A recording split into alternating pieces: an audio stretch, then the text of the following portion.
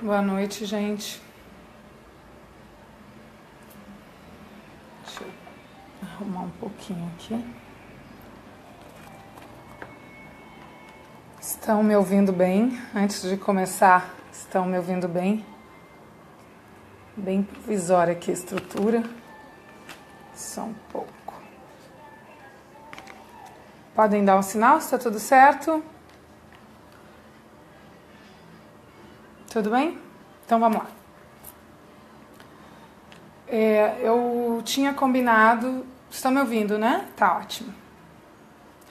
Gente, antes, enquanto aguardo mais pessoas virem, deixa eu dar alguns avisos. O Pablo Capilé acabou de publicar no Facebook dele que estão sendo criadas Casas da Democracia lá em Curitiba para apoiar todas as pessoas que estão indo manifestar apoio ao presidente Lula. Também queria divulgar aqui nos links, só um pouquinho, eu vou divulgar uma iniciativa do PCO que está mandando caravanas para pessoas que querem ir para Curitiba, tá? Então, estou procurando aqui o link, só um pouquinho, rapidinho. Achei. Só um momento. Vou colar aqui nos comentários, tá bom? E também vou colar nos comentários gente, muito ruim fazer isso. Pronto. Vou colar nos comentários 2 links de um vídeo meu da Mídia Ninja, entendo o caso Lula, tá? Que ficou bem curtinho. E também vou colar nos comentários o link de um texto que eu escrevi, que foi minha... Deu certo não, gente. Estou tentando aqui. Eu vou tentar depois, tá certo? Colocar o link do texto que eu publiquei, foi minha coluna de estreia no jornal GGN. Deixa eu ver se agora dá certo. O link da caravana do PCO, para quem quiser saber como apoiar ou como participar da caravana. Já está no link os comentários que eu fiz sobre Lula, o título do artigo é Lula preso ao presidente, e vou colar aqui também nos comentários o link do vídeo da Mídia Ninja, entenda o caso Lula, certo? E vou começar, já tem bastante gente acompanhando. Ao final eu vou fazer uma mini aula, tá certo, gente? Ao final eu vou responder as perguntas. Agora eu não vou conseguir responder as perguntas porque eu não consigo nem ler. Um pouquinho eu consigo ver quem está acompanhando, tá? Ao final eu respondo as perguntas que vocês colocarem para mim mais tarde. Então vou me apresentar. Para quem não me conhece, meu nome é Liana Cirne, eu sou professora de Direito da Universidade Federal de Pernambuco, sou mestra em instituições jurídico-políticas pela Universidade Federal de Santa Catarina e sou doutora em Direito Público pela UFPE. O propósito é fazer uma pequena aula, uma mini aula, sobre as ilegalidades envolvendo o caso Lula. Inclusive porque hoje a presidenta do Partido dos Trabalhadores, Gleisi Hoffmann, disse que o momento era de denunciar a prisão ilegal de que Lula está sendo vítima. Então esse vídeo também é uma colaboração e também porque muita gente tem me pedido para entender um pouco melhor. Então eu vou fazer uma retomada, iniciando pelas conduções coercitivas, a condução coercitiva do Lula ainda antes do golpe.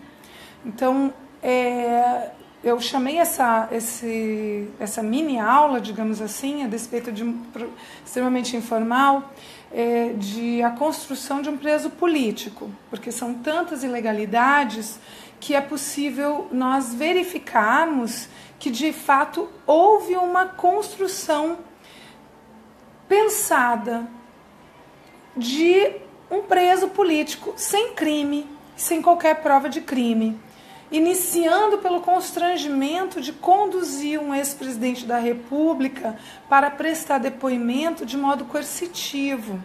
A condução coercitiva, ela não teria aplicação naquele caso, não sei se vocês lembram, a imprensa inteira estava aguardando o presidente Lula, o que já causa um enorme constrangimento. Que colaboração é essa? Essa colaboração, na verdade, ela é sim estratégica, ela foi assumida pelo juiz Sérgio Moro, que se inspirou na Operação Mãos Limpas.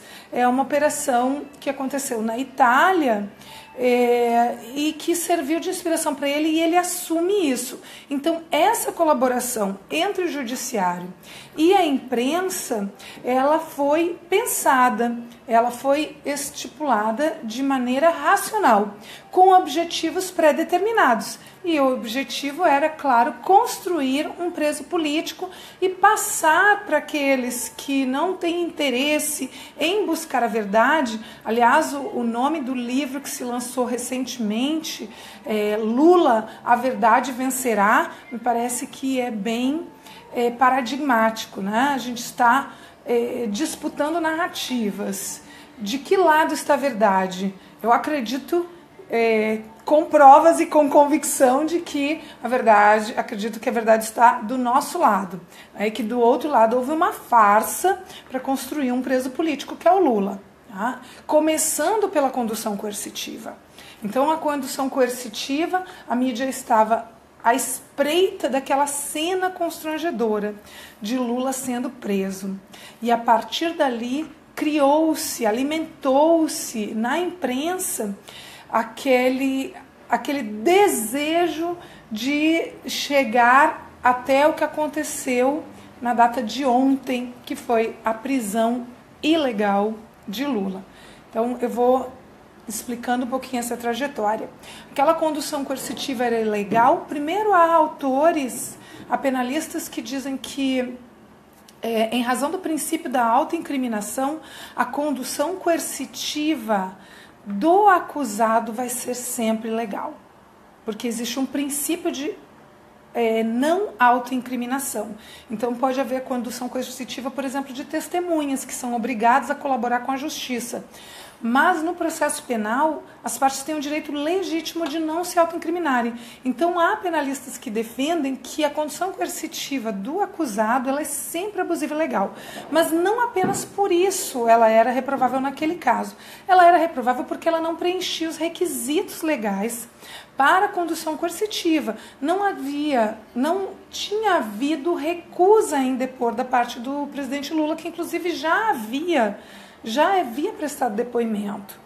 Então, qual foi o objetivo daquela condução coercitiva ilegal por parte do juiz Sérgio Moro, que se coloca, na verdade, o tempo inteiro não como juiz, ou seja, não como terceiro imparcial, que é muito grave, mas sim na figura de antagonista político, expondo-se enormemente à imprensa, um juiz extremamente vaidoso, com um ego gigantesco, que gosta de aparecer. Não é a postura usual dos nossos magistrados, que fique registrado. A enorme maioria dos magistrados que nós conhecemos são reservados, se restringem a falar nos autos, de maneira técnica, são extremamente parcimoniosos em falar com a mídia, justamente para preservar aquilo que é o pressuposto processual de capacidade do Estado. Para os meus ex-alunos de Teoria Geral do Processo, a gente estudou que não são apenas as partes que têm que demonstrar sua capacidade para estar na lide, na relação processual. Também o Estado tem pressupostos de capacidade. E um dos pressupostos processuais de capacidade do Estado é justamente a imparcialidade, para além da competência. O professor Afrânio da Silva Jardim tem um texto muito bom e que eu recomendo a leitura, que também está no livro Comentários a uma Sentença Anunciada, do qual eu também participo, falando sobre a incompetência do juízo da 13ª Vara Federal do Paraná. Tá? Então, o outro pressuposto de capacidade do Estado também estaria ausente, que seria a competência. Mas a imparcialidade, ela é, para que eu venda, não apenas um pressuposto processual, mas, sobretudo, a gênese do próprio conceito de jurisdição. O que eu venda nos ensina que se o Estado não for imparcial, se ele não aplicar o direito ao caso concreto com imparcialidade, então nem sequer haveria legitimação para a existência do judiciário. Seria o caso, imagina, um judiciário que vende sentenças, por exemplo, ou que faz conluios políticos. Ora, será que uma instituição que não tem imparcialidade tem poder? Porque o poder jurisdicional é uma manifestação do poder soberano que tem o seu fundamento no povo, já que pela Carta Constitucional de 88, a nossa soberania brasileira é uma soberania popular. Então, o fundamento do poder jurisdicional também assenta no povo. Volto a indagar, poderia o judiciário corromper a sua imparcialidade? Que eu venda diz que não. Diz que o próprio da jurisdição é imparcialidade, que no momento que a imparcialidade do judiciário fica comprometida, o judiciário perde a sua razão de existir. Porque, afinal de contas, o poder judiciário é muito grande, é o poder de dirimir todas as controvérsias. Ora, como a gente pode colocar nas mãos de um órgão que não é imparcial o poder de resolver os nossos conflitos? Os nossos conflitos só podem ser resolvidos por um terceiro se este terceiro assegura a sua imparcialidade. E nós estamos vendo claramente que isso não ocorreu. Bom, então a construção deste preso político inicia pela condução coercitiva do Lula, fortemente negociada com a mídia para que houvesse um constrangimento e já iniciasse uma pressão para que Lula viesse a ser um preso político. Então, desde antes do processo, desde antes da sentença, já se havia este pacto entre o juiz Sérgio Moro, pacto este que ele assume quando diz que se inspirou na Operação Mãos Limpas, este pacto entre o juiz Sérgio Moro e a mídia golpista. Bom, a segunda grave ilegalidade ocorreu também antes do processo de impeachment. Impeachment esse que eu comentei em outros vídeos, vocês se quiserem podem pesquisar, não vou falar sobre isso agora, só vou dizer que foi flagrantemente ilegal, não houve crime de responsabilidade, mas não vou falar sobre isso agora. O juiz Sérgio Moro divulgou ilegalmente conversa entre o presidente Lula, ex-presidente Lula, e a presidenta Dilma Rousseff. Também extremamente grave, constitui inclusive uma violação da Lei de Segurança Nacional. É muito grave o que fez o juiz Sérgio Moro. Ele cometeu uma grave ilegalidade. Se nós tivéssemos um controle da atuação jurisdicional sério, o juiz Sérgio Moro receberia uma grave reprimenda pelo que ele fez. Mas, obviamente, ali também houve a manifestação desse pacto entre o juiz Sérgio Moro e a imprensa. E ali houve... eu sou professora de Direito Processual, para quem não ouviu a introdução, e a produção da prova no processo, ela claro, ela obedece ao princípio da liberdade, mas ela tem uma série de regulações. A prova não pode ser produzida de qualquer modo, ela não pode ser ilícita, ela também não pode ser, nesse caso, ela não poderia ter sido divulgada de modo ilícito. A prova, ela se destina, em primeiro lugar, ao juiz e às partes. Por que ela se destina ao juiz e às partes? Ao juiz para formar a convicção do juiz, porque o juiz não pode julgar de modo arbitrário, ele tem que se ater às provas produzidas nos autos. E também as partes, em razão do princípio da cooperação, elas participam ativamente do processo, elas têm direito a acompanhar e participar da formação dessa convicção judicial. Tá? Bom, o que aconteceu? Aquela conversa que posteriormente foi considerada ilegal, tá, pelo ministro falecido, aliás, em circunstâncias estranhíssimas, né, ministro Teori Zavascki, o juiz Sérgio Moro recebeu uma firme reprimenda dele, tá, na decisão que considerou a gravação da conversa telefônica como ilegal. Mas mais um detalhe sobre por que é tão grave aquela divulgação do conteúdo da conversa telefônica entre a presidenta Dilma, não estou chamando de ex-presidenta, porque considero que ela ainda é a presidenta legítima, a presidenta Dilma e o ex-presidente Lula. Porque a prova fugiu do seu escopo processual. Tanto assim que ela foi divulgada antes que o juiz avaliasse a prova. Como o juiz poderia ter divulgado a prova para a imprensa sem ter lido a prova, sem ter examinado a prova? Então, claramente, aquela prova não se destinava ao convencimento do juiz. Ela se destinava ao constrangimento das partes envolvidas. Tá? E, mais uma vez, mais um passo na construção desse preso político. Em terceiro lugar, eu coloco a acusação do Ministério Público Federal, que eu recomendo a leitura. Salvo engano, são 168 páginas. Ela está disponível no site do próprio Ministério Público Federal. Leiam, quem tiver tempo de ler, leia a acusação do Ministério Público Federal. É extremamente importante a leitura dessa peça. Inclusive porque eu acho que ela tem inúmeros argumentos da defesa, que serviriam à defesa. Eu queria dizer para vocês, assim, muito resumidamente, em que consiste a acusação do Ministério Público Federal. Na suposta, faço questão de usar a expressão suposta, porque não houve trânsito em julgado da decisão condenatória. O caso do presidente Lula ainda está sub iudice, vale dizer, ele ainda está sendo julgado. Vamos chegar nisso ao final.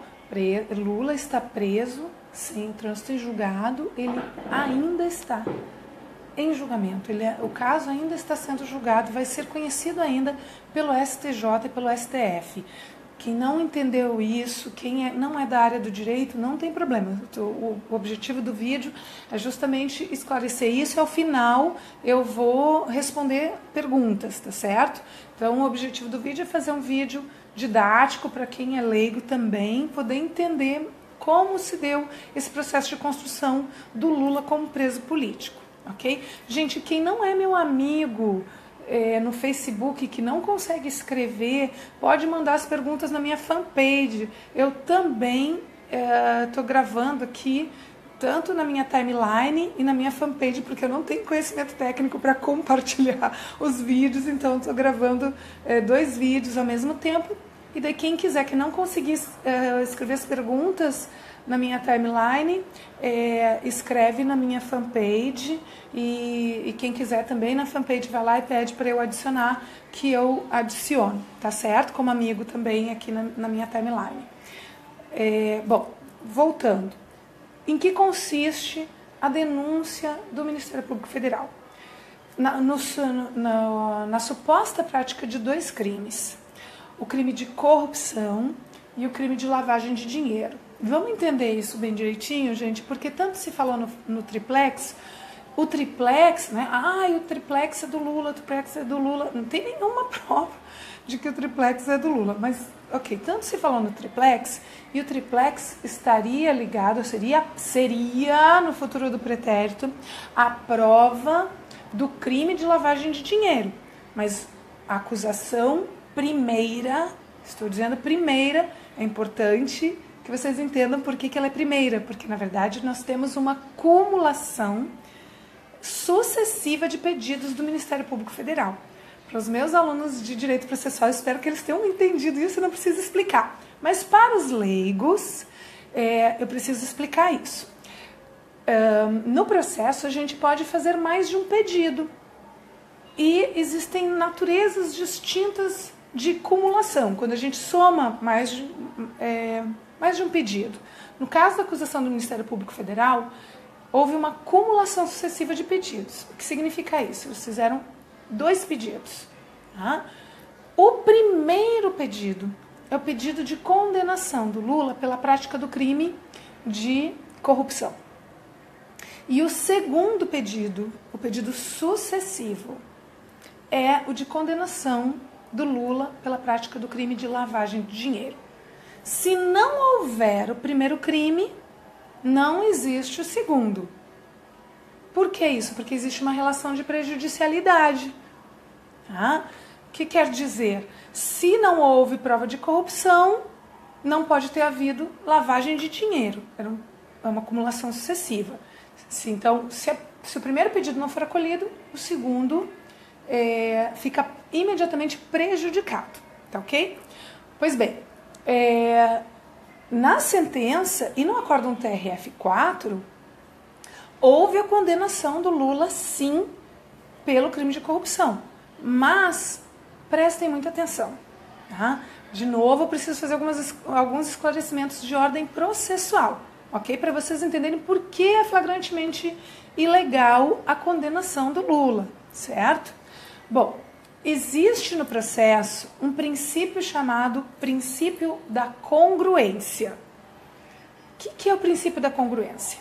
O princípio da congruência é um princípio que exige do juiz que ele se atenha aos termos da acusação, aos termos da petição inicial. Vale dizer que o juiz não pode julgar de modo diferente do pedido. Para quem é jurista, para quem é estudante de direito, já sabe o que quer dizer, né? A sentença não pode ser extra, ultra ou citra petita. Muito bem, este é o princípio da congruência. Exige do juiz que ele se atenha rigorosamente aos termos do pedido. Por que é tão importante este princípio? Ele é muito importante porque se o juiz pode julgar, se ele pudesse julgar fora dos limites do pedido, isso imediatamente comprometeria a imparcialidade dele. Então ele tem que julgar aquilo que foi peticionado, aquele objeto que foi posto diante da jurisdição. Ele não pode inovar. No processo penal, ainda existe a possibilidade de emendatio libelli ou mutatio libelli. Tá? No processo civil, nós também temos isso de maneira diferente. Mas isso não ocorreu.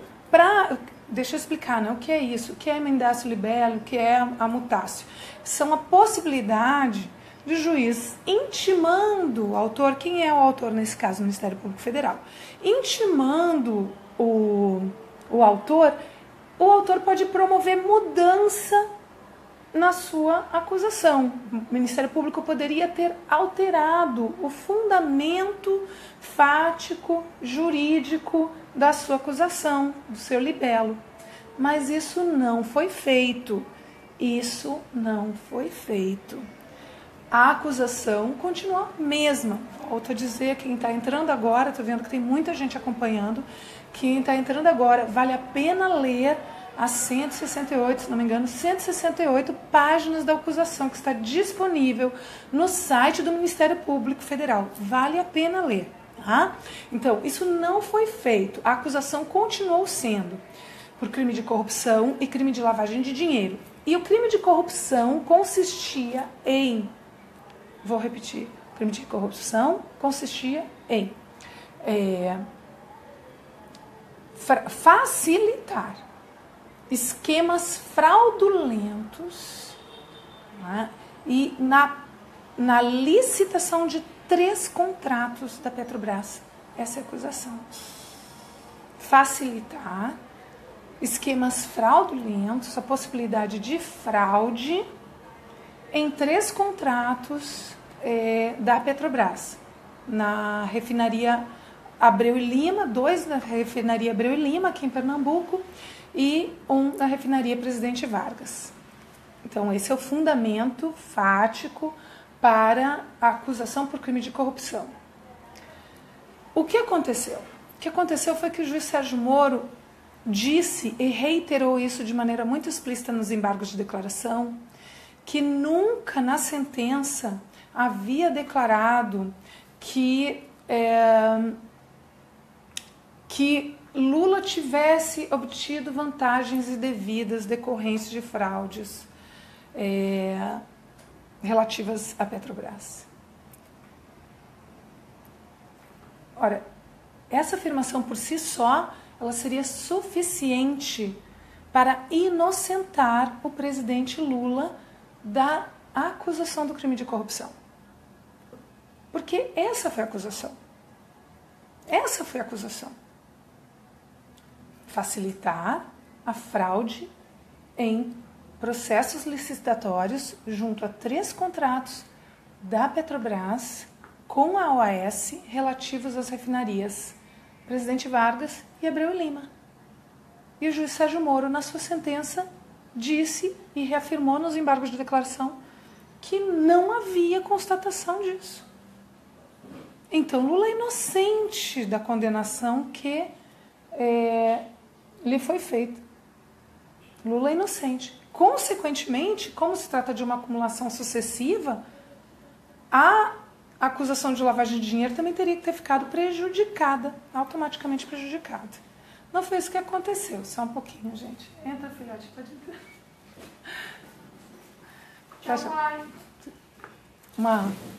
Gente, eu não sou que nem aquele entrevistado, não me lembro inglês, que ficou com vergonha do filho entrando, não. Eu tenho muito orgulho, esse é o meu filhote, tá? Oi. Deixa eu continuar aqui a nossa mini aula. Pois bem, então, pela declaração expressa do Moro nos autos, Lula é inocente da imputação do crime de corrupção. Porque ele não praticou fraude, e isso foi dito, não há demonstração de que ele praticou fraude junto aos processos licitatórios relativos a 3 contratos da Petrobras com o Grupo OAS. Tá? E aí, qual foi o fundamento da condenação? O fundamento da condenação foi alheio a isso. E no TRF4, já estou antecipando só por uma questão lógica, tá?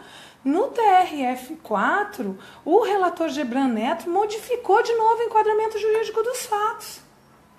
De novo, não foi nos termos da acusação do Ministério Público Federal. De novo, portanto, com violação ao princípio da congruência. O que é que diz o relator Gebran? Deixa eu falar de novo de provas, eu estava falando, já vou dizer qual foi o motivo pelo qual o relator, que foi acompanhado pelos outros 2 desembargadores da 4ª turma do TRF4, já vou dizer qual foi o enquadramento jurídico que ele deu, tá certo? Mas antes, deixa eu chamar a atenção, porque o voto do relator demorou muito tempo. Então ele ficou 3 horas fazendo a leitura e muita gente ficou impressionada com aquilo. Olha aqui como tem provas. Não, gente. Não. É óbvio que para quem não tem formação jurídica é difícil acompanhar o juridiquês. A ideia desse vídeo é justamente facilitar, ajudar para as pessoas que são leigas conseguirem compreender o que está por trás desse juridiquês todo. Tá? Mas aquela leitura muito demorada, ela assentou basicamente em cima das poucas provas produzidas nos autos. Aliás, convém dizer, a defesa do Lula pediu produção de prova pericial nesses 3 contratos, que eram objeto da acusação do Ministério Público Federal. Pediu perícia. Houve fraude na licitação, então vamos realizar perícia e vamos provar isso. Quem não deve, não teme. Eu quero a perícia. Esse foi o argumento da defesa. Vamos produzir a perícia? Vamos produzir a perícia sobre esses 3 contratos da Petrobras com a OAS, relativos às refinarias Presidente Vargas e Abreu Lima, que eram fundamento da acusação do Ministério Público Federal? Que eram não, que são. Que são o fundamento da acusação do Ministério Público Federal. Continua, volto a dizer, o processo ainda está sendo julgado, ainda está sendo conhecido, e a peça inicial ainda é a mesma. E o momento para alteração do libelo já passou. Pois bem,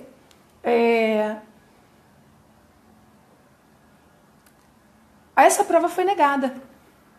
A prova de perícia para demonstrar se houve de fato violação ou fraude no processo licitatório desses 3 contratos, foi negado. E foi negado, sabe por quê? Foi negado porque justamente o Sérgio Moro disse que não houve fraude. Então não precisava da perícia. Não precisava da perícia porque ele diz em nenhum momento. Por isso, nos embargos de declaração, ele diz expressamente isso.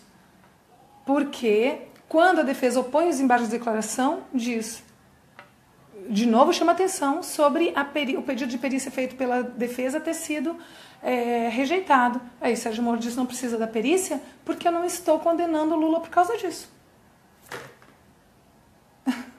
Então não poderia condenar por outra coisa. Eu acho ótimo que ele não possa condenar o Lula por causa disso.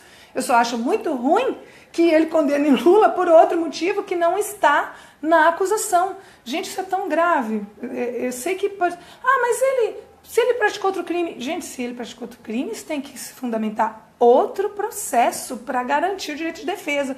Imaginam que absurdo eu ser acusada de um suposto crime, me defender, claro que eu vou me defender daquilo que fui acusado. Imaginem vocês na vida de vocês, tá certo? Vocês estão brigando com o marido, com a esposa, com o namorado, enfim, e são acusados de alguma coisa. Né? Mas você estava paquerando não sei quem. Aí você se defende. Daqui a pouco muda a acusação. Não pode. Não pode. Então, quando o Moro diz, nos embargos de declaração, diz, olha, indeferir a perícia, porque não é necessária a perícia, porque eu não estou condenando com base nisso. Então, estou condenando com base no quê? Com base no quê? Porque esse foi o fundamento da peça acusatória. Ok? Quando o relator do TRF4 começa a fazer aquela longa leitura, todo mundo diz, olha, 3 horas de leitura de prova. 3 horas de leitura de que prova? Do depoimento de Léo Pinheiro? Basicamente foi isso. Mas tem uma perícia.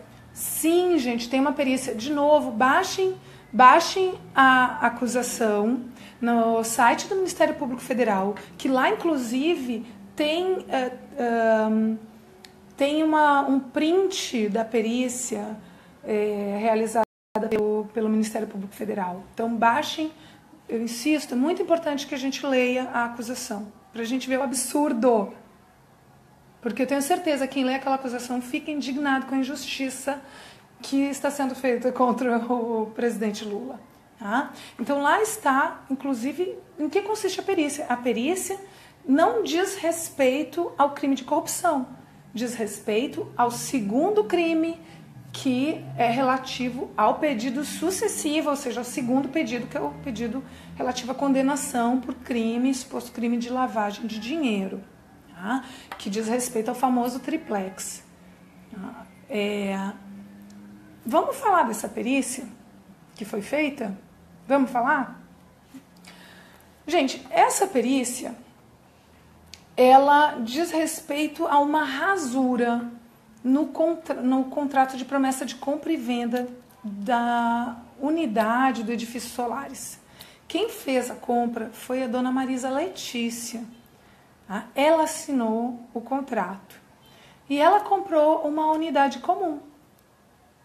Ela comprou um apartamento comum. Tem um videozinho meu na Mídia Ninja explicando isso. Depois está acho que nos primeiros comentários eu coloquei o link do vídeo, tá certo? Ela comprou um apartamento comum e pagou. Pagou por alguns anos. Mas no contrato de promessa tem uma rasura no número da unidade. No número da unidade tem uma rasura. Eu tenho até dificuldade, fico constrangida, com vergonha alheia de falar isso. Essa rasura no contrato foi que eles entenderam como prova cabal para demonstrar que desde o início havia um interesse em reservar o triplex.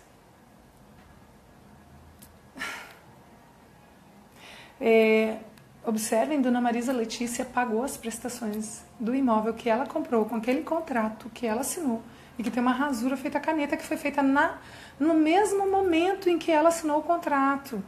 E isso o perito diz, está lá na perícia. Tá? Pois bem, essa é a perícia de que eles falam. É claro que eles falam muito pouco da perícia, porque, honestamente, essa perícia não demonstra nada. Tem uma rasura no contrato. Eles conseguem concluir daí que essa rasura significava que eles já estavam reservando apartamento triplex. Por favor, dona Marisa Letícia pagou por anos as prestações do contrato que ela assinou. Pagou por anos. E depois ela rescindiu o contrato. E ficou com crédito para receber. Vejam que absurdo, não é uma profunda forçação de barra para fugir do juridiquês. Tem mais elementos na denúncia do Ministério Público que eu estou insistindo tanto que vocês leiam. Sabem como Lula teria facilitado os esquemas de fraude na licitação? Sabe o que foi que de fato Lula fez? O que de fato Lula fez? Nos termos da acusação, Lula nomeou diretores para a Petrobras. E essa nomeação de diretores é que consistiu no ato de facilitação para a fraude. Gente, se um presidente da República não puder nomear os diretores, como é que você vai afirmar que... É sério, eu sei que muitos de vocês são estarrecidos, estou vendo até nas carinhas aqui que vocês estão clicando com aquela carinha de espanto, né? Quer dizer, é isso em que consiste a periculosidade do Lula? Pois é isso. Ele ter nomeado diretores para a Petrobras. O que, honestamente, francamente, você pode ser antilulista quanto for, antipetista quanto for. Isso é da ordinariedade do dia a dia de um presidente. Quer ver o que mais é da ordinariedade do dia a dia de um presidente? E que foi invocado, se não me engano, na página 85 da acusação, que eu espero que a essa altura vocês já tenham feito download disso na página do Ministério Público Federal. Vão lá na página 85, se não me engano, se não for 85 é por ali, 86, 84. Eles vão citar como demonstração da prática de atos supostamente corruptos e voltados à fraude, a participação do Lula em jantares com empresários, em reuniões. É isso, participação em jantares, participação em reuniões. Agora eu fico imaginando um presidente da República que não participa de reuniões, que não participa de jantares. Vocês acham que está escrita na acusação que dentro dessas reuniões e jantares foi negociado algum ato específico para fraudar? Não. Genericamente, participar de reuniões e jantares, participar de viagens com empresários. Agora eu quero imaginar qual é o presidente de qualquer república. Eu acho que eles estão confundindo a função de presidente com de síndico de prédio de 2 apartamentos. Porque ser presidente da República e não poder participar de jantares, não poder participar de reuniões, isso ser utilizado como fundamento para demonstrar que Lula fraudou os processos licitatórios dos contratos da Petrobras com a OAS, é demais. Mas eu tinha momentos em que eu lia, quando eu li lá pela primeira vez a peça da acusação, eu fiquei em dúvida se eu estava lendo uma acusação ou uma defesa.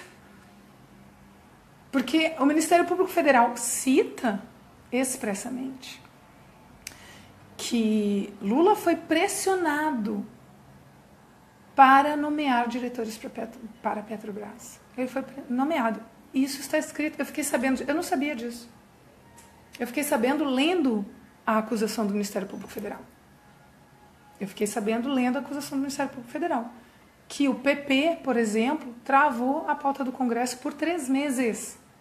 Por 3 meses, o PP não permitiu, junto com outros partidos, não permitiram a aprovação de nada no Congresso Nacional que fosse do interesse da Presidência da República, até que Lula nomeasse o diretor da Petrobras, que eles estavam pressionando para que fosse nomeado. E isso é citado como responsabilidade do Lula e como fundamento para demonstrar que ele era corrupto. Imagine você sendo presidente da República, a pauta do Congresso Nacional travada, e você recebendo pressão política. Que eu saiba, eu acho imoral isso que esses partidos fizeram, mas eu não acho que isso seja crime. É pressão política. Se eu estiver errada, depois algum especialista pode me corrigir. Tenho a impressão de que isso faz parte do jogo político. Embora não ache que esse seja um jogo político que um partido possa fazer e que seja benéfico para a nação. Porque os nossos deputados e senadores deveriam estar no Congresso para zelar pelos interesses do país e do povo, e não para fazer esse tipo de política pequena de picuinha. Mas o que eu quero dizer é que isso está citado na acusação do Ministério Público Federal. E por incrível que pareça, não para isentar Lula, não para isentar o Lula, e sim para condená-lo. Vamos lá. Eu tinha dito que eu ia dizer para vocês qual foi o fundamento jurídico para a condenação do Lula no TRF4. Nos termos do relatório, do voto do relator, desembargador Gebran Neto, ele modificou, como eu disse, modificou o enquadramento jurídico dos fatos e disse que Lula seria o garantidor de um esquema de corrupção que objetivava o financiamento ilegal dos partidos políticos. Isso é outra acusação. Não tem nada a ver com a acusação do Ministério Público Federal. Vocês observam? É outra acusação. De novo, com violação do princípio da congruência. De novo, com violação do princípio da congruência. Bom, no TRF4, então, ele foi condenado por um motivo alheio aos termos do libelo do Ministério Público Federal. Então, disse que Lula seria o garantidor. Garantidor? E os embargos de declaração não foram acolhidos. Eu confesso que eu fiquei cheia de dúvidas. Embargos de declaração, gente, desculpa, às vezes eu esqueço que eu tenho que explicar. Embargos de declaração é um recurso oponível, cabível, quando a gente tem dúvidas acerca do conteúdo da decisão. Então, seja porque houve contradição, omissão, obscuridade. Então, quando o relator disse que Lula seria o garantidor de um esquema de financiamento dos partidos políticos, algo que foge inteiramente dos termos da denúncia, eu fico até em dúvida, né? Como assim garantidor? Então, no TRF4, quem se iludiu lá com aquele... Opa, desculpa, caiu aqui. Só um momentinho. Gente, isso aqui é uma aula improvisada, tá certo? Não tem estrutura, não. Por favor, compreenda. Só um pouquinho, tá, gente?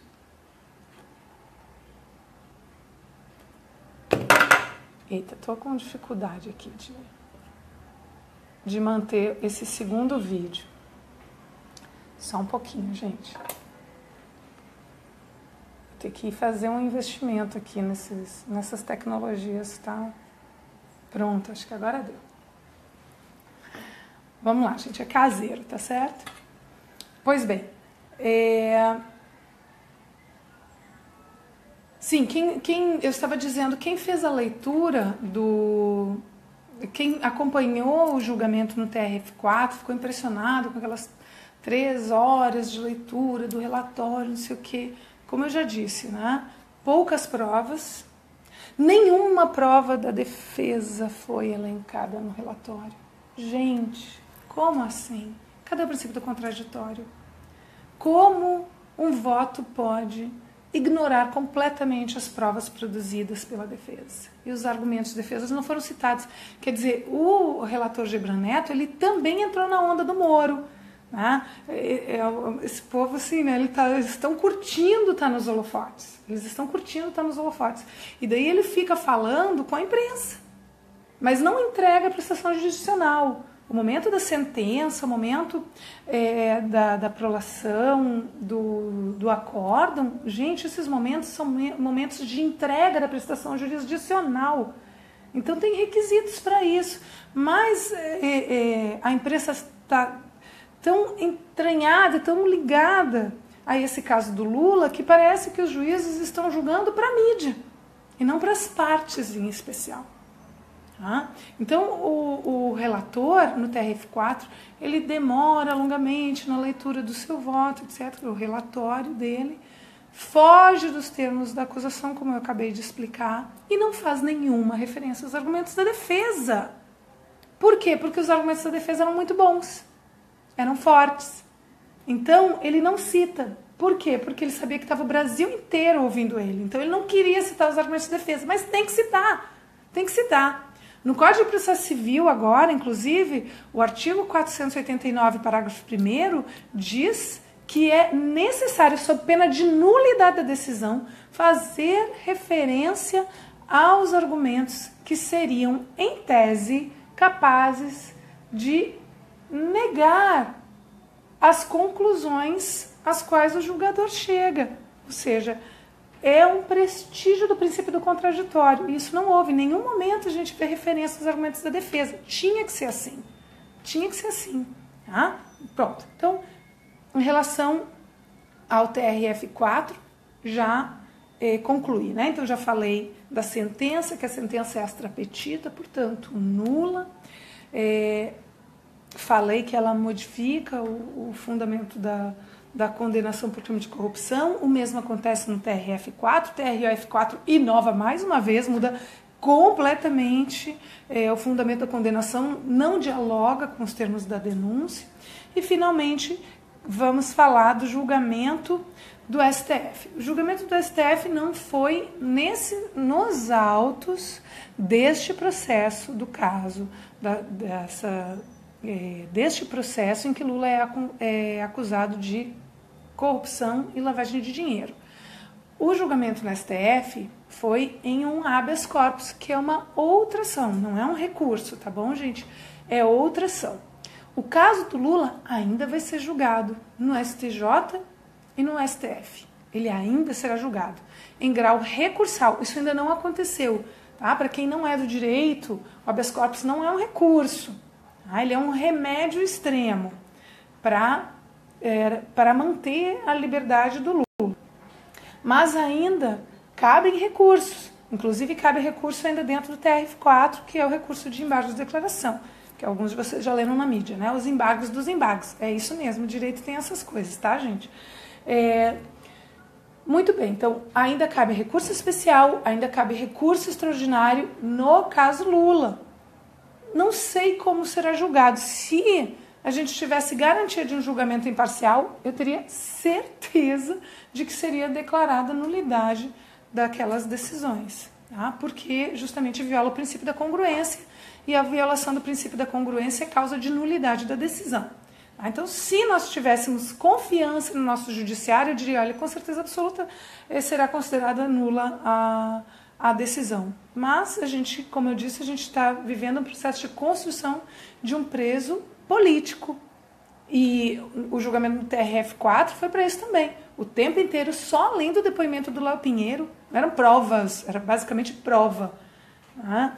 O depoimento do Léo Pinheiro e outras provas de menor valor, mas com uma retórica muito forte, sem nenhuma preocupação em se manter adstrito aos termos da acusação. Tá?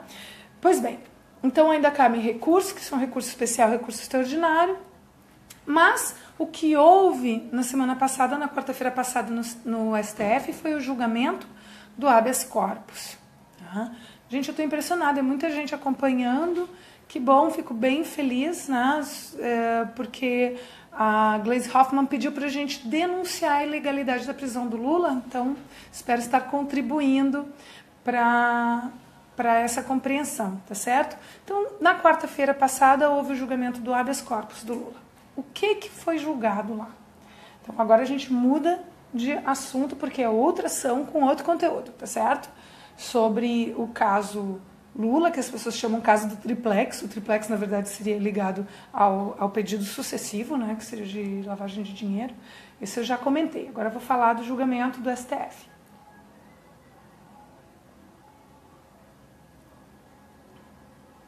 O que se está discutindo, o que se estava discutindo no STF era a constitucionalidade, a possibilidade de nós termos a execução antecipada da pena, que estamos chamando de prisão automática. Por que antecipada? Porque ainda não houve trânsito em julgado. O que é o trânsito em julgado, gente? Para quem não é do direito, que está ouvindo tanto falar, tantas vezes já me perguntam, Liana, o que é esse trânsito em julgado? Trânsito em julgado é quando o judiciário julga de modo definitivo. Não cabem mais recursos, não é mais possível modificar a decisão. A decisão se torna definitiva. Tá? Então, isso não aconteceu ainda, está longe de acontecer. Como eu disse, ainda cabe recurso especial, ainda cabe recurso extraordinário. No processo penal, a gente resguarda um bem da vida muito importante, que é o bem da liberdade. Então, a gente não admite, como regra, isso a Constituição estabelece no artigo 5º, em seu inciso 57, o princípio da presunção da inocência, vinculando ao trânsito em julgado da sentença penal condenatória. Então, presume-se que a pessoa é inocente até que a decisão judicial seja definitiva. E a presunção da inocência, claro, assegura o direito, portanto, de se recorrer em liberdade. Ah, Liana, mas isso não é um absurdo, tem tantos casos em que o judiciário demora demais. O ministro Barroso, inclusive, fez um showzinho, né? Eu estava brincando que ele nem parecia um ministro, parecia mais um youtuber, tá? Falando sobre vários problemas de impunidade, etc, etc. Vejam, eu concordo com muitas das coisas que o ministro Barroso falou no seu voto. Eu concordo, não estou discordando, eu concordo com a gravidade do problema da impunidade, etc. Eu só acho que ele sabe melhor do que eu, afinal de contas ele é um ministro da nossa Suprema Corte, né, do STF, ele sabe melhor do que eu que ele tergiversou. Ele não se ateve, de novo, né, não se ateve ao fundamento do que estava sendo discutido no habeas corpus. Né? Então, ele fala de problemas que são problemas de segurança pública, por exemplo. Problemas de segurança pública não dizem respeito ao judiciário de modo imediato, né? Dizem respeito ao legislador e dizem respeito, em especial, ao executivo, ao legislador, porque tem que repensar uma série de questões que têm ocupado a nossa polícia. Não vou entrar nessa discussão, não vou fazer como o ministro Barroso, não vou tergiversar. Eu só vou chamar a atenção de vocês de que o ministro Barroso falou de questões que eram completamente alheias ao fundo do processo, a questão de fundo do processo. Pois bem, então, mas vocês podem me perguntar, Liana, não é extremamente perigoso deixar que a prisão ocorra somente ao final?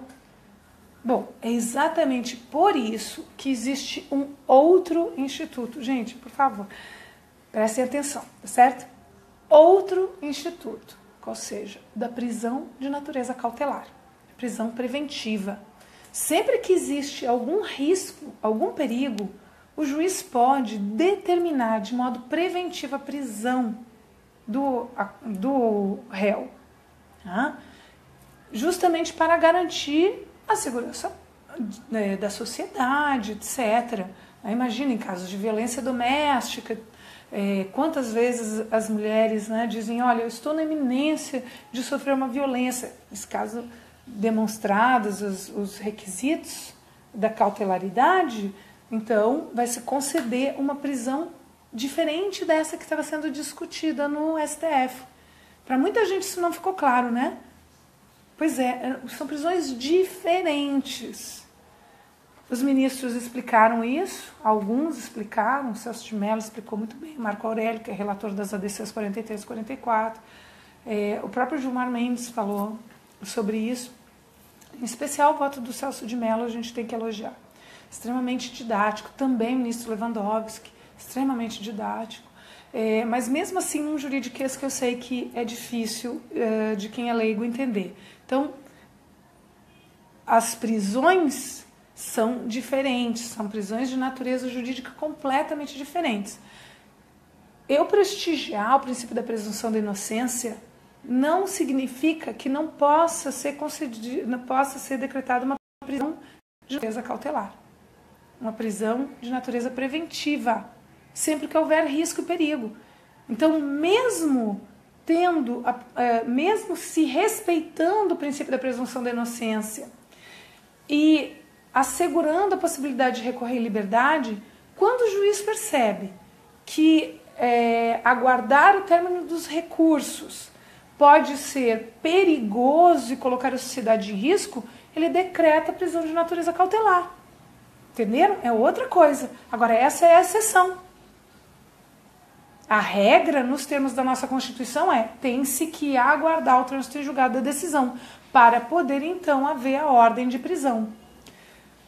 Com o entendimento que ficou consignado nas ADCs 43 e 40, na medida cautelar, nas ADCs 43 e 44, lá em 2016, se inverteu a ordem das coisas.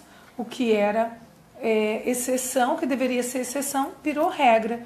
E daí se determinou uma prisão que nós estamos chamando de prisão automática.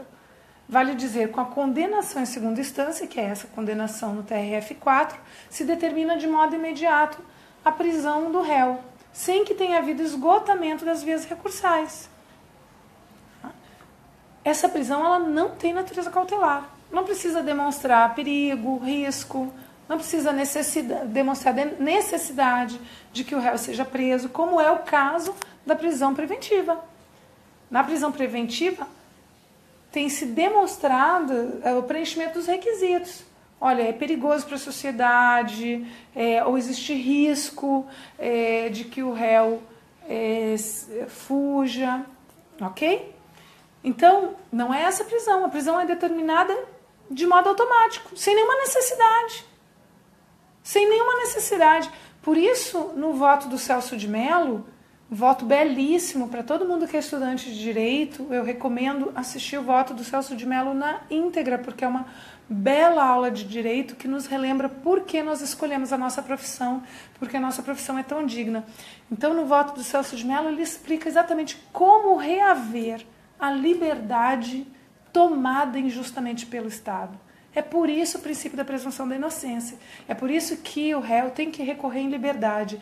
E a sua prisão só pode ser decretada depois que o próprio Estado tiver certeza de que aquela condenação é justa. Enquanto não existe certeza da condenação, não se pode decretar a prisão automática do réu sem que haja necessidade, sem que haja perigo, que são os requisitos da prisão cautelar. Certo? Pois bem, então esse é o debate de fundo. Agora, o que mais nos chamou a atenção? Dois elementos nos chamaram a atenção pela sua injustiça no julgamento do habeas corpus de quarta-feira.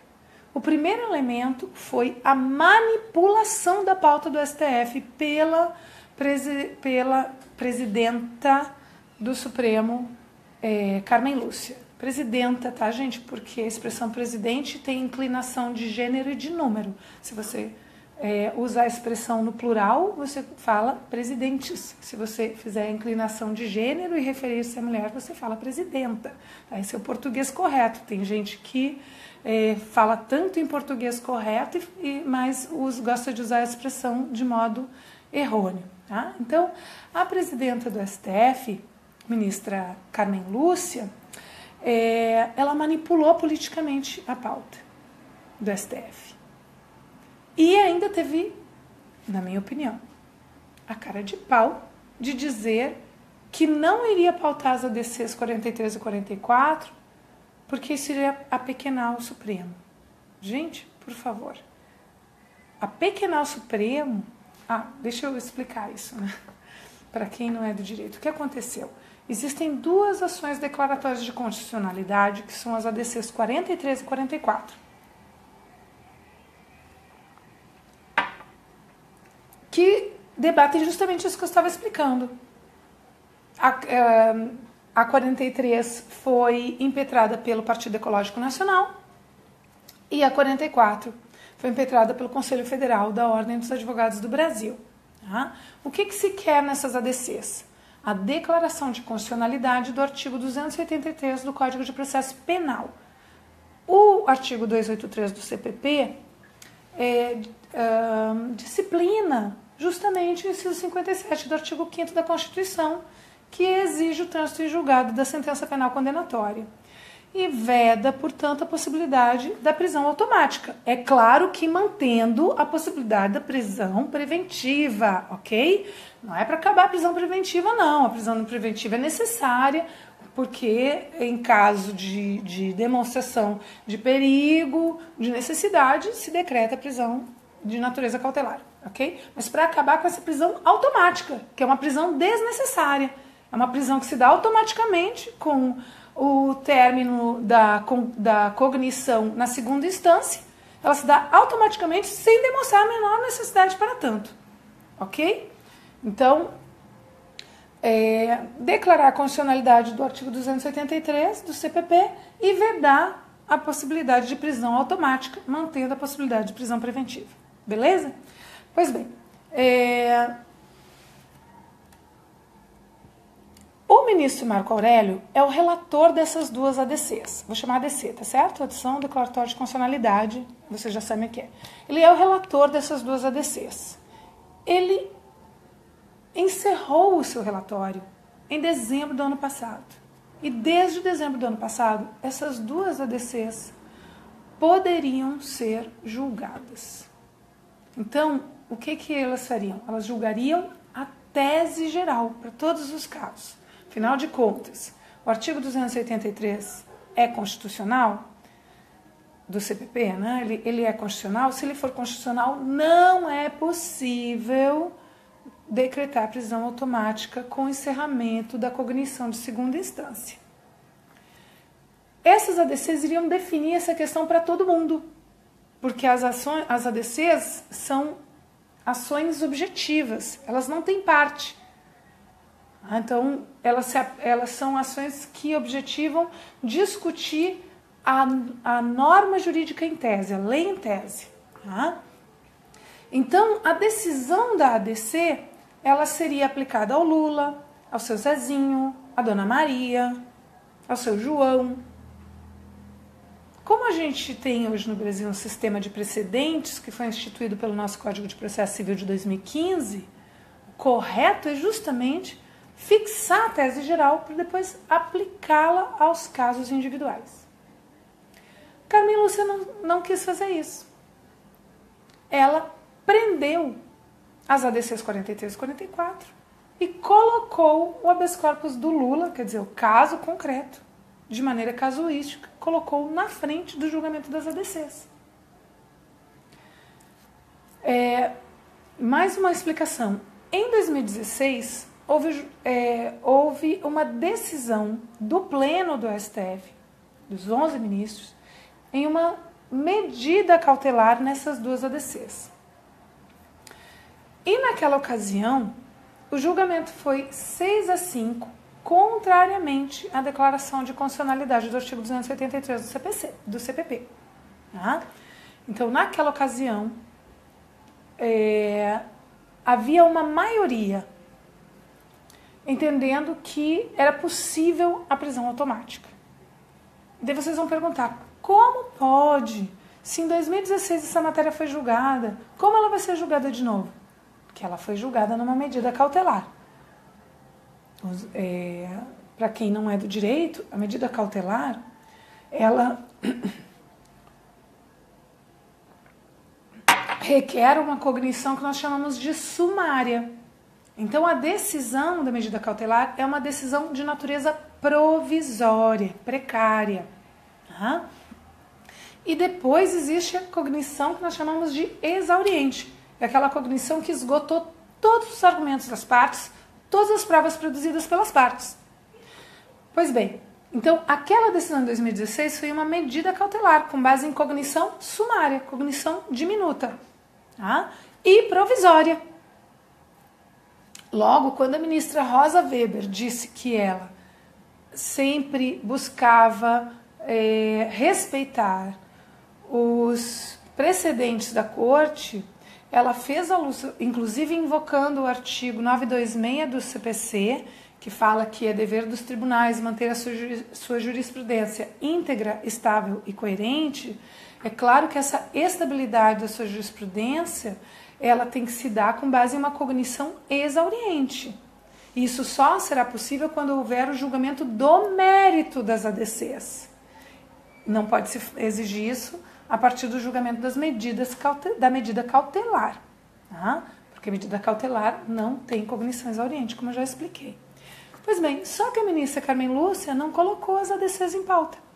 E a gente não sabe quando ela colocará. Estão dizendo que o ministro Marco Aurélio vai colocar as ADCs em pauta. Se isso acontecer, o que está anunciado que vai acontecer, está anunciado desde o julgamento de quarta-feira, é que o STF vai mudar o seu entendimento. Por isso o ministro Marco Aurélio fez referência a uma maioria temporária.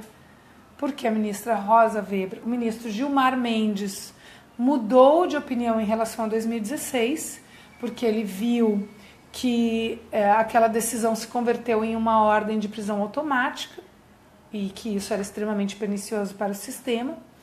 E a ministra Rosa Weber tem um entendimento contrário à possibilidade de execução antecipada da pena. Pois bem, então o que nós esperávamos, não vou me alongar nisso, tá? O que nós esperávamos era que a ministra Carmen Lúcia tivesse pautado as ADCs. Ela não fez. O que ela fez foi colocar em pauta o julgamento do habeas corpus do Lula num jogo, numa manipulação política em que nós vimos o STF se constituir como um tribunal de exceção, um tribunal ad hoc, um tribunal constituído em razão da pessoa do Lula. Isso é muito grave. Ficam tanto falando clichê, ninguém está acima da lei, ninguém está acima da lei. Exatamente, ninguém está acima da lei e ninguém está abaixo da lei. Todos devem observar a lei, inclusive e começando pelos nossos juízes, pelos nossos ministros, né?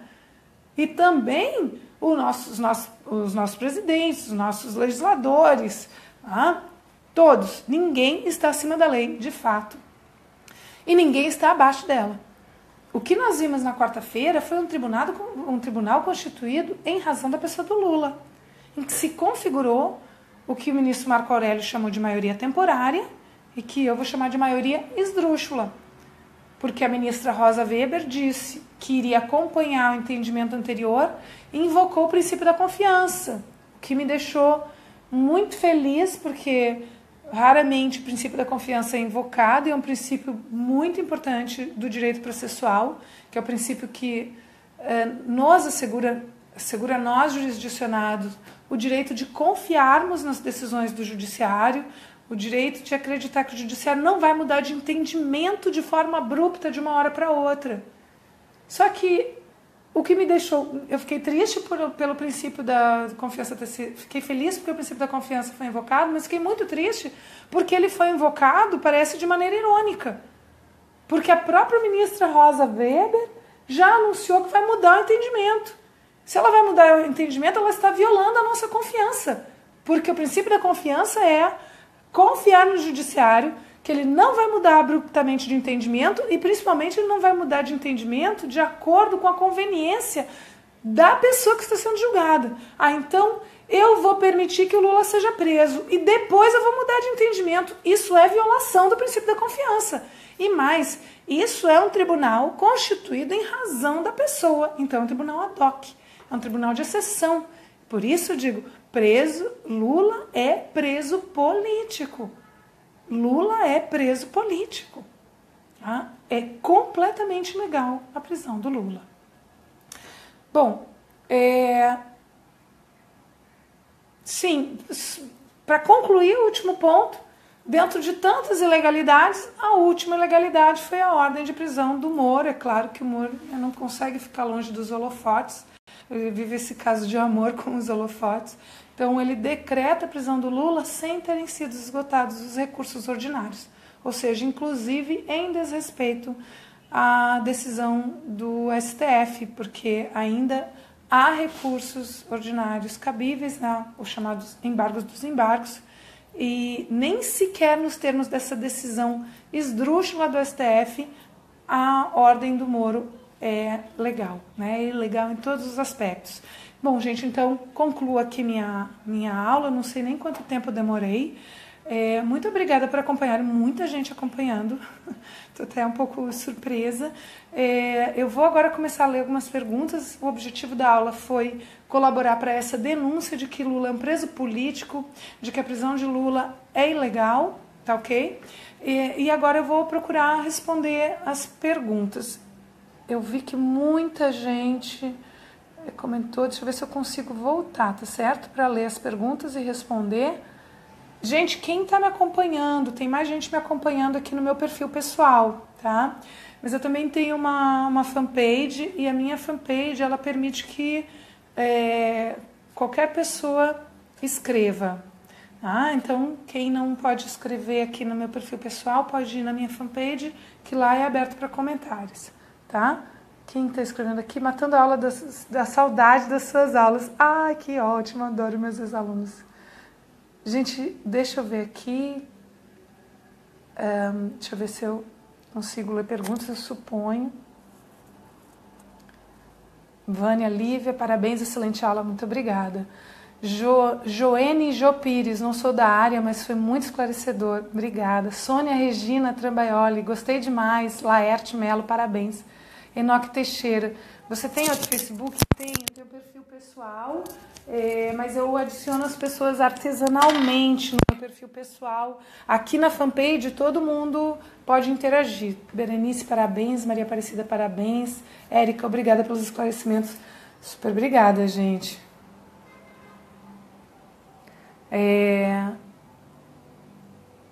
Deixa eu ver aqui. Heitor, professor. Heitor, eu comentei, você tinha me pedido mais cedo para comentar. Eita, cadê? Para comentar sobre a condução coercitiva. Não sei se você acompanhou desde o início, mas no início eu comentei até o pedido, tá certo? Moro disse que não tinha opção senão expandir o mandado de prisão, dizendo que era obrigado a isso por decisão do TRF4. É verdade? Não, claro que não. A súmula do TRF4 tem uma súmula própria disciplinando a famigerada prisão automática, tá? Enquanto essa prisão automática não for considerada inconstitucional.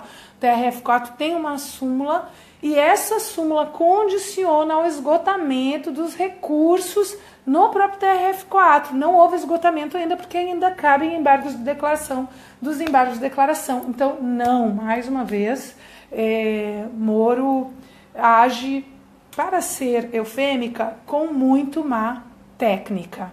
Tá? Vânia, me deu vontade de fazer direito, parabéns. Ai, que bom, ótimo, venha, Vânia, faça direito, vamos fazer direito sim. Deixa eu ver, quem mais? Renato da Mata. Liana, fala sobre delação premiada. Olha, quem é que escreveu? Sim, eu tenho um aluno, meu queridíssimo monitor, agora já é advogado formado, mas foi meu monitor de processo durante muito tempo. Igor escreveu um artigo sobre delação premiada, eu ainda não li, quero ler.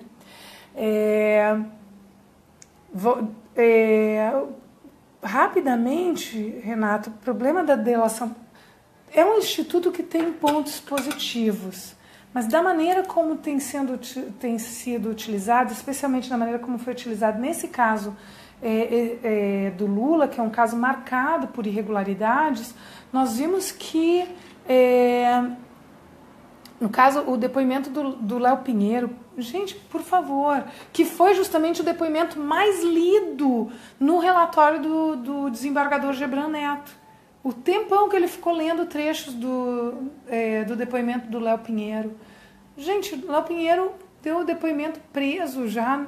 Que tipo de transação é essa, né? Que tipo de transação é essa em que esse colaborador ele está intimidado, está ameaçado? Qual a credibilidade do depoimento? Deixa eu ver, tem outra.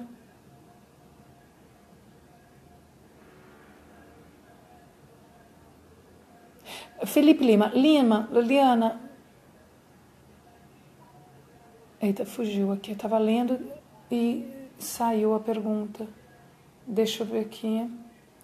O que pode ser feito agora para libertá-lo? Daniele Stephanie está perguntando. Daniele, bom, não se esgotaram as vias judiciais, mas, como eu acabei de dizer, a confiança no judiciário está, para ser eufêmica, muito arranhada. A gente não confia mais no judiciário. Todo mundo diz, como confiar num judiciário desses, né, que age de forma tão arbitrária, tão evidentemente arbitrária. Por isso está sendo feita a denúncia mesmo, até perante a mídia internacional, as instituições internacionais.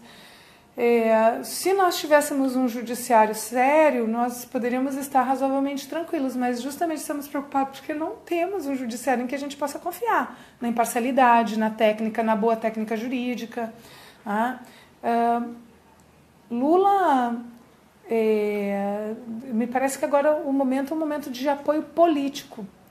A nossa resposta tem que ser, claro, jurídica, técnica, a gente tem que esgotar todos os meios jurídicos, mas também a gente tem que manifestar o apoio político ao Lula, né? Deixa eu ver se eu consigo ler mais. Boa noite. Parabéns pela aula. Obrigada, Carolina.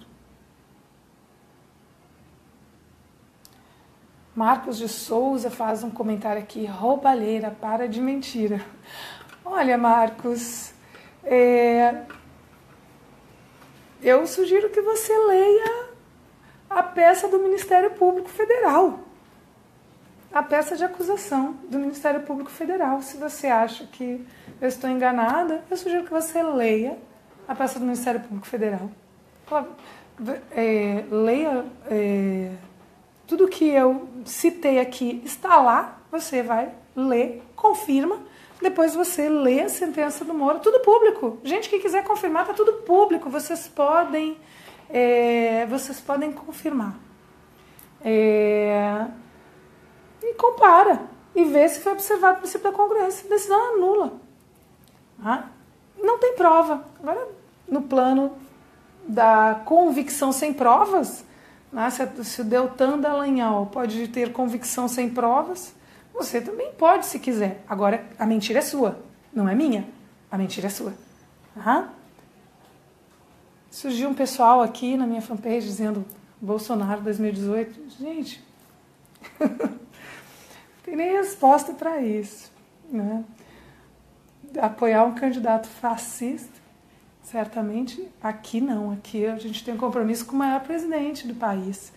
Se eu não tivesse a convicção de que Lula é o maior presidente que o Brasil já teve, eu não estaria aqui dando essa aula de direito, não teria me dedicado a ler as peças processuais que são públicas, não teria me dedicado a acompanhar as audiências que estão disponíveis no YouTube. Qualquer pessoa pode fazer isso. E vocês podem confirmar. Então, Lula é o maior presidente que esse país já teve, e o objetivo dessa aula é justamente colaborar para denunciar que a prisão do Lula é ilegal. E por que isso? Porque ele merece justamente esse interesse todo. Ele mobiliza a sociedade, porque ele é um grande líder. Bom, vamos lá. Não vou mais dar atenção para essas pessoas, porque elas são tão equivocadas, coitadas, que não tem muito o que esclarecer, né? Débora, muito bom. Liana, todo mundo tem que saber disso tudo com detalhes, é muito grave. Obrigada, Débora, que bom que você gostou. Tônio Moura, formidável, obrigada. Cadê? Leila, maravilhosa, esclarecedora, Liana, obrigada. Obrigada, Leila. Liana, qual o papel? Gente, mexe muito rápido aqui, eu não consigo ler todas, tá? Adorei a resposta para o fascista. Que bom que você se sentiu contemplado. A gente tem que começar a responder esses fascistas, né? Porque a gente tinha preguiça de responder fascista, porque fascista... Tem o livro da Márcia Tiburi, que é justamente isso, né? Como dialogar com fascista? E desde quando o fascista dialoga, gente? O fascista não dialoga. Inclusive, o pessoal diz assim, como dialogar com fascista? Depois, quando ela se recusou a dialogar com como é o nome daquele japonesinho aquele? O rapaz do MBL, esqueci o nome dele. Gente, esqueci, deu um branco. Mas ela se recusou, e daí as pessoas disseram, mas o livro dela é sobre como dialogar com fascista. Sim, mas se as pessoas tivessem lido o livro dela, que não leram, só leram a capa, né? Se tivessem lido o livro dela, saberiam que não dá para perder tempo com fascista, porque fascista não conhece diálogo. Fascista não conhece diálogo. Nós conhecemos o diálogo, e eu acho que esse é o momento em que a gente tem que buscar dialogar e responder sim. Né? Porque a gente não pode ser... A gente não pode ser cúmplice dessa injustiça que está acontecendo. Então a gente tem que ir para o enfrentamento, sim, com argumentos, porque, diferentemente dos fascistas, nós temos argumentos. Nós nos informamos, nós lemos, nós estudamos. A gente não se informa em página que compartilha notícia de fake news. Né? A gente procura se informar de fato. E essa é a diferença. Vamos para o enfrentamento. Deixa eu ver, gente. Algumas perguntas eu começo a ler e elas escapam aqui porque... ele vai mudando automaticamente. Estão dizendo aqui, Kim Kataguiri. Tá bom, obrigada. Desculpa, eu esqueci. Eu sabia, tá, gente? Óbvio que eu sabia. Eu só dei um branco na hora. Minha questão é sobre regulação do judiciário. Por onde começar? Amor, a gente tem que... Eu acho, Camila, eu acho que a gente tem que abrir a caixa preta do judiciário. O judiciário voluntariamente se expôs. E daí tem um mérito. Ele voluntariamente se expôs, porque ninguém falava no judiciário. Ninguém falava no judiciário. O judiciário ficava sempre escondido. Vejam, o poder soberano do Estado, ele se realiza por meio de 3 outros poderes. Poder executivo, o poder legislativo e o poder judiciário. E ninguém falava do judiciário. Era uma caixa preta. Mas sempre foi poder. Sempre foi poder. Agora estão aí as nossas companheiras feministas negras denunciando o racismo institucional do judiciário, né, o machismo do judiciário. E isso nunca foi enfrentado por toda a população, era enfrentado por nós, que somos do direito, que somos pesquisadores na área, etc. Tá? Mas não era enfrentado... pelo grande público, e agora o judiciário voluntariamente veio para os holofotes. Então, me parece que, bom, já que ele veio para os holofotes, vai ter que pagar um preço por isso, que agora vamos discutir a transparência do judiciário, vamos abrir a caixa preta do judiciário, vamos discutir controle externo sério do judiciário. Tem que ter controle externo do judiciário. Acho que a gente tem que começar a fazer essa discussão.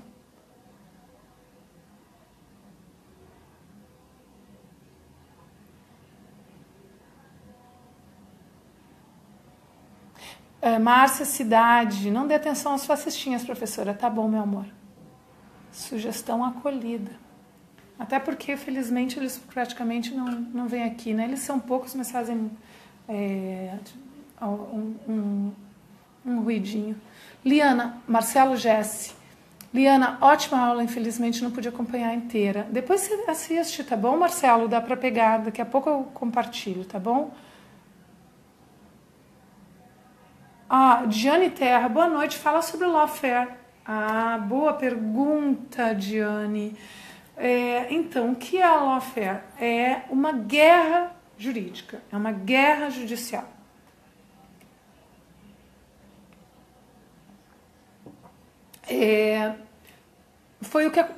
O caso do Lula é um exemplo de lawfare.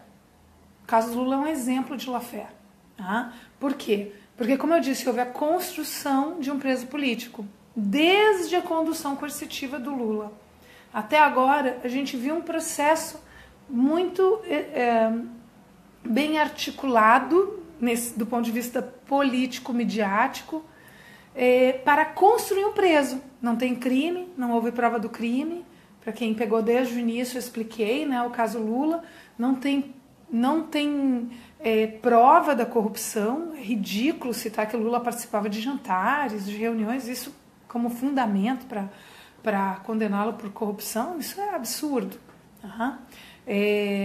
Nomear a diretoria da Petrobras, isso é um absurdo. Então não tem prova da corrupção, não tem crime de corrupção, não existe fundamento jurídico suficiente para condená-lo pelo crime de corrupção. Mas se gera, a lawfare é tão evidente que o relatório do desembargador Gebran Neto, quando fala que Lula seria um garantidor do esquema de corrupção, de um esquema de financiamento dos partidos, ele pega a tese dos jornais. Ele não julga com base na acusação, ele julga com base na tese dos jornais. Então, a lawfare, você usa o judiciário para dar um revestimento de legitimidade para a mídia. Nesse caso do Lula, é isso que está acontecendo. Você tem entre a mídia e o judiciário um complemento perigoso, e daí você reveste de uma suposta legitimidade através de um processo farsesco que não observa as garantias processuais, você reveste de legitimidade ou de aparência, melhor dizer, de aparência de legitimidade, essas notícias criadas pela mídia, essa tese criada pela mídia.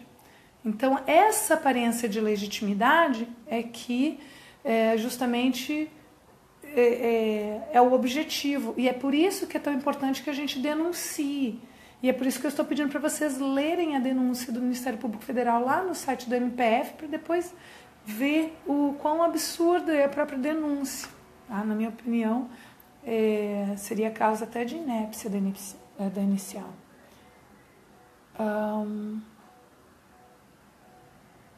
Enoque Teixeira, parabéns, professora Eliana, muito obrigada.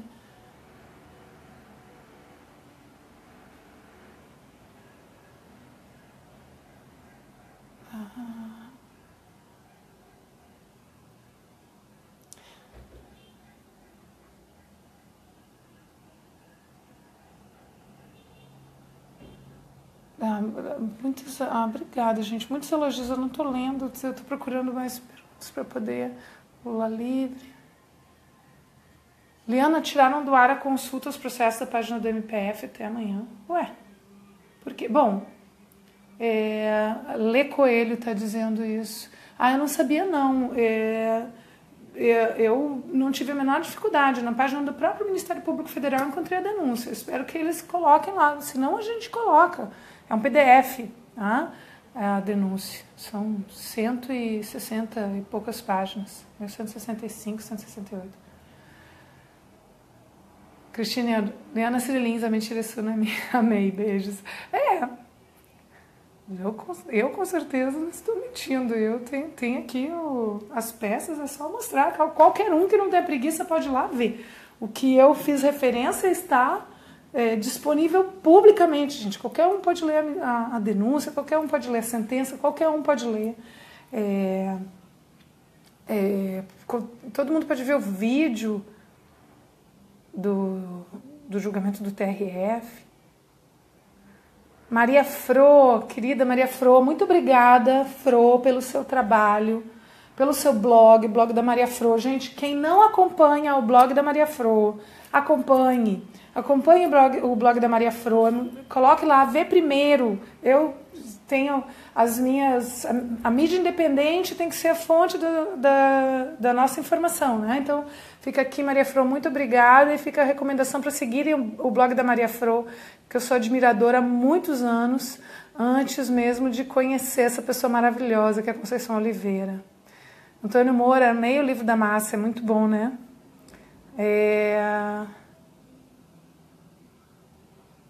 Camila Fernandes, gente, o nome desse menino é para esquecer mesmo da memória. Pois é.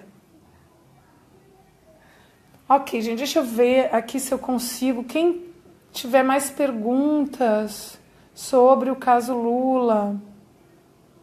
Valéria Rodrigues, você poderia deixar a aula disponível depois? Gostaria muito de poder assistir e replicá-lo. Claro, eu vou deixar ela disponível, tá bom? Parabéns, professora, parabéns, sábia, elegante, até nas respostas para os fascistas. Ah, muito obrigada. Isabel Busnello, comentário. Muito obrigada, Isabel.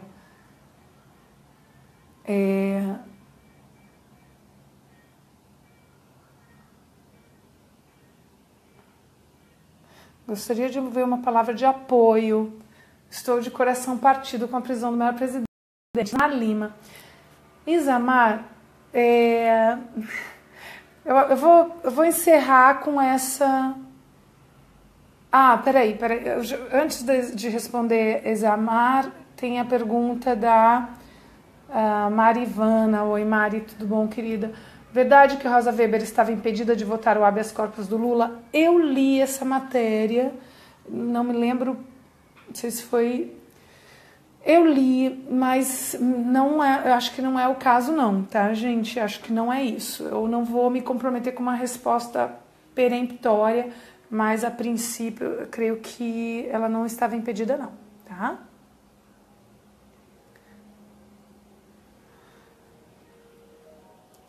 Pronto, e vou encerrar então agora, gente, porque já está durando há muito tempo, eu perdi, não aparece aqui o tempo de vídeo, mas eu suponho que já esteja com algum tempo. Eu vou com um comentário da Isamar Lima, que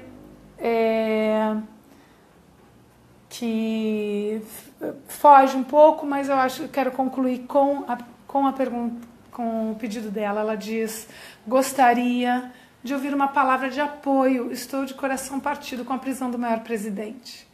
Isamar, primeiro, assim, é um sentimento de muitas pessoas. É um sentimento de muitas pessoas porque Lula foi o nosso maior presidente mesmo. E porque ele é um grande líder. Ele é um grande líder. Ele é um líder tão sábio e tão inspirador que ele nos permite nos sentir inspirados, encorajados e determinados, até mesmo quando ele se entrega para uma prisão injusta.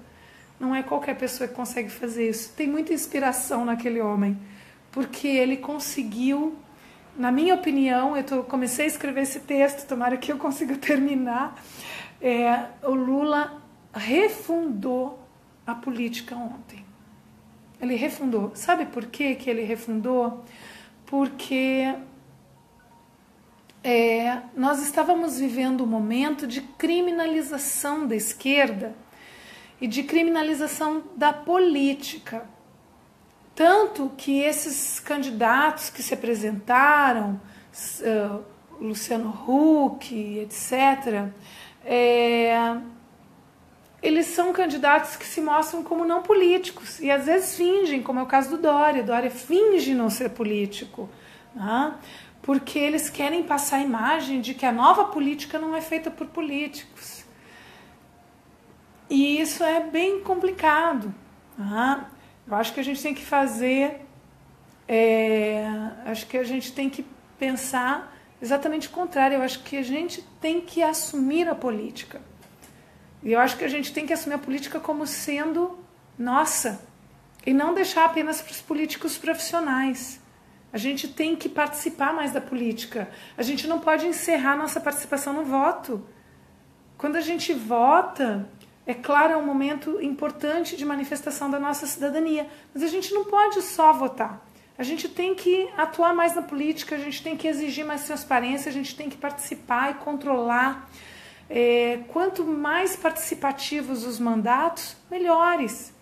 A gente está vendo experiências de mandatos participativos em vários lugares, por parte de vereadores, em cidades diferentes do país, em que os vereadores prestam contas dos seus mandatos. É nisso que a gente tem que investir. Transparência, participação. Eu acho que a gente tem que investir nisso. Mas por que eu acho que o Lula refundou a política ontem?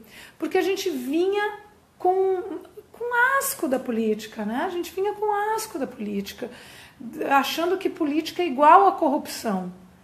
E não é isso. Eu acho que tem políticos que estão entranhados na corrupção e o golpe colocou esses políticos no poder. Não estou isentando o PT de críticas. A gente sabe que todos os partidos tem críticas e essas críticas têm que ser enfrentadas. Frei Aloysio Fragoso fez um belíssimo discurso recentemente dizendo que esse calvário pelo qual o PT está passando é um calvário necessário para que o PT possa pensar os seus erros e assumir os seus compromissos com dignidade, né? Então eu achei muito linda essa fala do Frei Aloysio. Frei Aloysio é um homem muito... é porque quem é de Pernambuco conhece muito, quem não é de Pernambuco, por favor, conheça o Frei Aloysio. É um homem maravilhoso, que realmente alimenta a nossa alma, e a gente precisa disso, precisa de fé, né? As pessoas têm a sua religião, e quem é ateu também precisa ter fé na política, ter fé na sociedade, ter fé na democracia. A gente precisa ter fé. Eu acho que o Lula trouxe isso pra gente ontem. Fé. Ele refunda a política porque ele renovou a nossa fé na política. A nossa fé na política, a gente tinha perdido a fé na política, e ontem o Lula refundou, porque ele resgatou a nossa fé na política, a fé em que a gente tem poder. E quando ele diz, que coisa linda e que coisa genial, né? Isso é um líder político com todas as letras. Quando ele diz que todos nós somos Lulas, que a partir de ontem eu sou Lula e você também é Lula, todos nós somos Lula, ele diz que ele nos empodera. Ele nos empodera e ele nos coloca na obrigação política de assumirmos esse papel, de conversarmos, de disputarmos a narrativa, como a gente está fazendo agora juntos. Tá? É isso, gente. Muito obrigada por todas essas manifestações, eu nem esperava. Muito obrigada pelas manifestações, pelos elogios. Façam o mesmo, né? Divulguem. Agora está havendo um movimento, o blog da Maria Fro está divulgando, muita gente divulgando uma carta para Lula, né, para a gente escrever para o Lula, publicar nas nossas redes sociais, eu sou Lula, se dispor a conversar com as pessoas, não ouvir mais em silêncio essas acusações absurdas que são feitas contra o Lula, porque se a gente ouve em silêncio, a gente também acaba sendo cúmplice. Marta Siqueira, aula extraordinária. Clareza, um abraço em tempos conturbados de guerra, de informações. Muito obrigada, Marta. Gente, muito obrigada. Desligo agora e o vídeo vai ficar disponível para vocês assistirem desde o início, para quem perdeu, tá certo? Um grande abraço, boa noite pra gente, vamos para a luta de cabeça erguida, seguindo as palavras do Lula. Volto a citar o livro Lula, a Verdade Vencerá. Lula ontem disse que ia se entregar de cabeça erguida e que ia sair da prisão de peito estufado, com a sua inocência comprovada. Eu acho que é isso, a gente também fica de cabeça erguida e de peito estufado, tá bom? Boa noite para todo mundo.